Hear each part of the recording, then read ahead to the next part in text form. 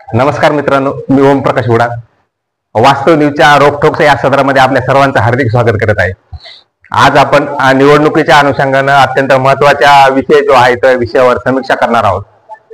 आज सद्यस्थितीत काही दिवसावर विधानसभा निवडणुकीचं बिगुल वाजल, आचारसंहिता लागल आणि म्हणून जालना जिल्हाभरामध्ये सर्वच राजकीय पक्षाचे जे नेते आहेत, आमदार आहेत, माजी मंत्री आहेत, माजी पालकमंत्री आहेत, या सगळ्यांचा सद्यस्थितीत उद्घाटन, भूमिपूजन, लोकार्पण या सगळ्या गोष्टीचा उहापोह होताना आपल्याला दिसून येते.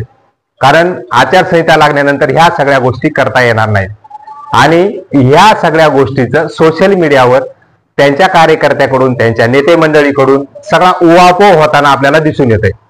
परंतु मला या विविध राजकीय मंडळी जी आहेत, नेते मंडळी आहेत, आमदार असतील, खासदार असतील, पालकमंत्री असतील, यांना तुम्ही निधी उपलब्ध करताय, त्याचं उद्घाटन करताय, त्याचं भूमिपूजन करताय, त्याचं लोकार्पण करताय, अमुक अमुक कोटीचा निधी तुम्ही त्यासाठी आणताय, ह्या सगळ्या गोष्टीबद्दल मी तुमचं अभिनंदन करतो. परंतु दुसरीकडे तुम्ही आणलेला निधी योग्य पद्धतीने खर्च होतोय का? त्या निधीसाठी जे काम चालू आहे, मग ते रोडचं असेल, विविध शासकीय कार्यालयाचं असेल किंवा कुठलंही असेल, समाज मंदिराचं असेल, परंतु त्या कामाची गुणवत्ता एस्टिमेट प्रमाणे होते का? ते काम एस्टिमेट प्रमाणे होतं का? याकडे सुद्धा तुमचंच लक्ष द्यायचं काम आहे. कारण बहुतांश ठिकाणी जर आपण बघितलं तर शासकीय योजनेचा निधी, विविध विकास कामाचा निधी हा आणला जातो, परंतु या राजकीय मंडळीचे जे हस्तक असतात, जे जवळचे असतात, जे नातेवाईक असतात, या कार्यकर्त्याला आणि गुत्तेदाराला हे कामे देण्यात येतात आणि म्हणून त्या कामाचा दर्जा जो आहे तो घसरल्याचा आपल्याला दिसून येते. बऱ्याच ठिकाणी आपण जर बघितलं तर एक वर्षा 2 वर्षामध्ये ह्या जो कोट्यावधी रुपयाचा निधी आणलेला आहे, त्याचं बांधकाम झालेलं आहे, त्याचा भूमिपूजन होऊन, उद्घाटन होऊन, लोकार्पण झालेलं आहे, तर त्या झालेल्या कामाचा दर्जा निकृष्ट पद्धतीचा असल्यामुळे त्या भिंतीला तडे जाणे, भिंती उलणे किंवा कलर जाणे, म्हणजेच एकंदरीतच तुम्ही आणलेला निधी, त्या निधीमधून जे होणारे कामं आहेत ते गुणवत्तापूर्वक होत नाहीत असं दिसून येते. का? तर मग तुम्ही फक्त गुत्तेदारांचं भले करण्यासाठीच या सगळ्या गोष्टीचा उहापोह करताय की काय, असा सुद्धा प्रश्न उपस्थित होते. म्हणून ज्या राजकीय नेते मंडळींनी आपल्या मतदारसंघासाठी, आपल्या तालुक्यासाठी, आपल्या जिल्ह्यासाठी इतक्या कोटीचा निधी आणलाय, तर त्या आणलेल्या निधीमध्ये कामं दर्जेदार होत आहेत की नाही हे सुद्धा बघणं तुमचंच कर्तव्य आहे.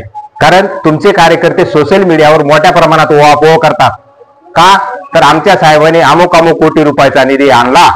खरोखरच आमचे साहेब हे विकासाचे जाण असणारे नेते आहेत. हो बाबा, ठीक आहे, तुमचे साहेब विकासाची जाण असणारे नेते आहेत, निधी आणतात, त्याबद्दल त्यांचं अभिनंदन. परंतु हा आणलेला निधी योग्य पद्धतीने मार्गी लागतोय का?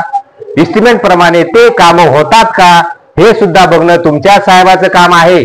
परंतु बहुतांश ठिकाणी आपल्याला असं दिसून येते, उद्घाटन झालं, भूमिपूजन झालं, बांधकाम झालं, लोकार्पण झाल्यानंतर संबंधित ठिकाणी हा जो निधी आणलेला राजकीय नेता आहे, ही नेते मंडळी आहे, हे त्याकडे ढुंकूनही बघत नाहीत असं चित्र दिसून येते. का? तर मग तुम्ही फक्त निवडणुका पुरत्याच याचा उद्घाटन आम्ही करतो आहोत, भूमिपूजन करतो आहोत, लोकार्पण करतो आहोत, जनतेच्या हितासाठी आम्ही राबतो आहोत, हेच तुमचं कर्तव्य आहे का?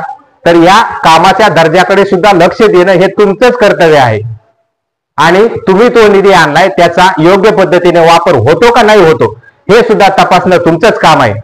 किमान तुम्ही 6 महिन्याला, वर्षाला या आपण आणलेल्या निधीचा योग्य पद्धतीने वापर झाला का हे बघणं सुद्धा तुमचंच काम आहे. का? तर फक्त तुम्ही मग काय फक्त या गुत्तेदाराचं चांग भलं करण्यासाठीच तर निधी आणत नाहीत ना, असा सुद्धा प्रश्न या निमित्ताने उपस्थित होतोय. काही काही बिल्डिंग जर आपण बघितलं तर कोट्यावधी रुपयाच्या बिल्डिंग असतात, बांधकाम होते, सगळं होते, परंतु त्या बिल्डिंग अद्यापपर्यंत धूळ खात पडल्याचंच आपल्याला दिसून येते. मग तेथे त्या सुविधेचा अभाव असेल, शासकीय अधिकारी कर्मचारी यांच्या रिक्त पदाचा विषय असेल.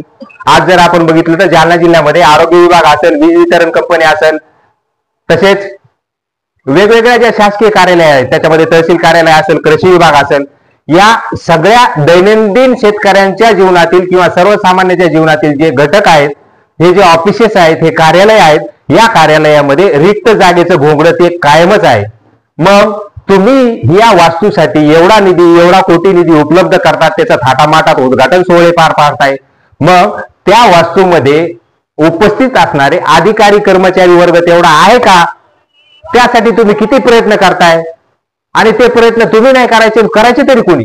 मग ही सुद्धा गोष्ट ह्या विविध राजकीय मंडळींनी तपासणं गरजेचं आहे, आणि त्यासाठी पाठपुरावा सुद्धा करणं गरजेचं आहे.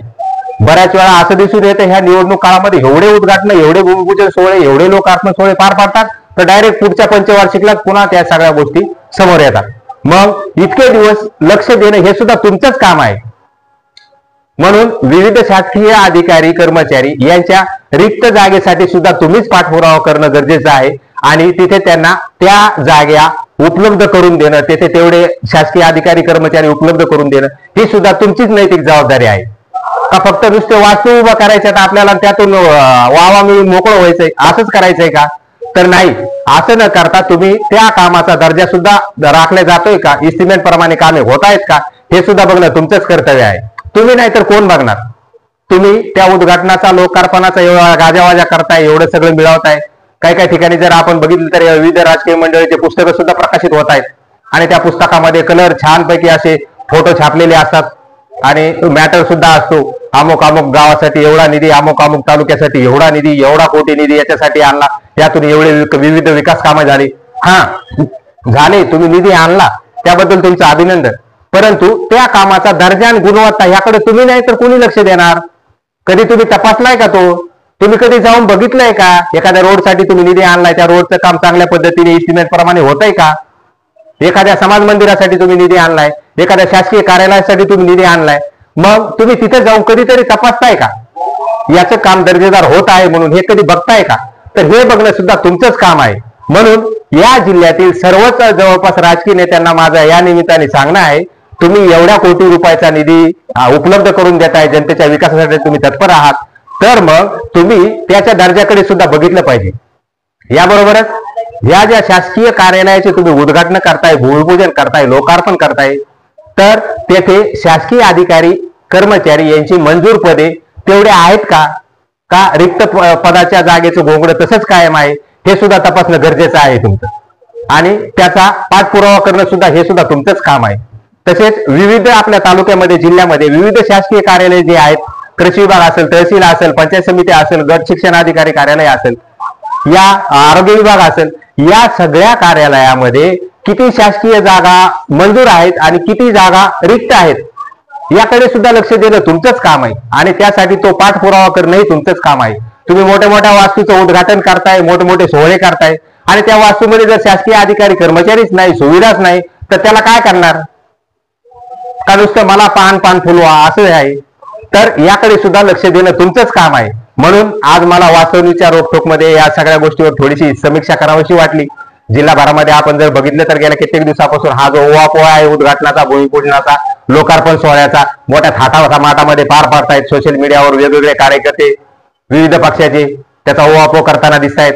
छान बाबा करतायत, तुमचे साहेब चांगले आहेत, विकासाची दृष्टी आहे त्यांना, परंतु या विकासामध्ये सर्वसामान्य जनतेला सुख सुविधा मिळायला पाहिजेत, त्यांना त्या गोष्टीचा फायदा व्हायला पाहिजे. म्हणून तुमच्या विकासाच्या दृष्टी असणाऱ्या नेत्यालाही सांगा, तुम्ही निधी आणताय, पण त्या निधीमध्ये ते काम दर्जेदार होतं का याकडे सुद्धा तुम्ही लक्ष द्या. ज्या सरकारी कार्यालयाचे तुम्ही उद्घाटन करताय ते शासकीय अधिकारी कर्मचारी यांचे पद तेवढे आहेत का याकडे तुम्ही लक्ष द्या. आणि ह्या सगळ्या गोष्टीकडे तुम्ही जर लक्ष दिलं तर निश्चितच तुम्हाला दुसऱ्या पंचवार्षिकला तो जे काम झालेला आहे दर्जेदार त्याची गुणवत्ता तुम्हाला कळून येईल. म्हणून तुम्ही कधीतरी हे जे तुम्ही कोट्यवधी रुपयाचे कामं आणतात तर त्या कामाकडे डुंकून बघणंही तुमचं काम आहे. परंतु बहुतांश ठिकाणी असंच दिसते, उद्घाटन, लोकार्पण, भूमिपूजन झाल्यानंतर ही नेते मंडळी तिथे कधी गेलेले आढळूनही येत नाही. म्हणून या नेते मंडळींना जिल्ह्याभरातील मला सगळ्यांना सांगावंसं वाटतंय, तुम्ही जो निधी आणताय ना त्याबद्दल तुमचं अभिनंदनच, परंतु त्या आणलेल्या निधीमधून ते कामं दर्जेदार होतात का, इस्टिमेट प्रमाणे होतात का याकडे सुद्धा तुमचं लक्ष असलं पाहिजे. नसेल तुमचं तर तुम्ही त्यासाठी काही तुमचे कार्यकर्ते असेल त्यांना सांगितलं पाहिजे.